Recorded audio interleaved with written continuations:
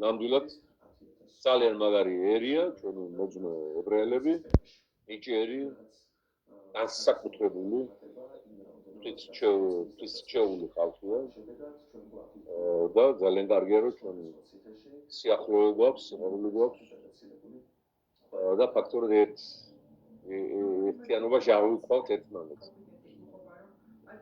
სხვადასხვა ერთ-ერთი ქართველებია, ვინც ატყუებენ ებრაელებს, ებრაელებს თავიდან ვერ ატყუებს.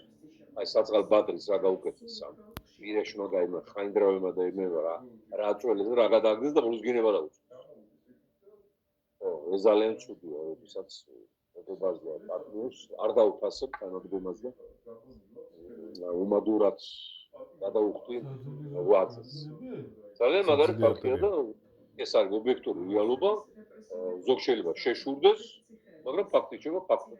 მაგარი ძლიერი ერია, რომელმაც აი უდაბნოში 26 საუკუნის შემდეგ თავის სახელმწიფოებაც აღადგინა და ნობელის პრემიის ლაურეატთა ნახევარი ებრაელია ატომური იარაღიდან დაწყებული და სოფლიო პოლიტიკური მოძრაობებით აღარ ვსაუბრობთ ბიბლიაზე და ქრისტიანობაზე და იუდაიზმზე.